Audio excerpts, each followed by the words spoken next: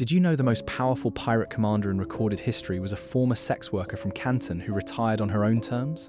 Her name was Qing Shi. She started with nothing. By her peak, she commanded 1,800 ships and 80,000 sailors. That fleet was larger than most national navies on Earth at the time. She defeated the Chinese Imperial Fleet.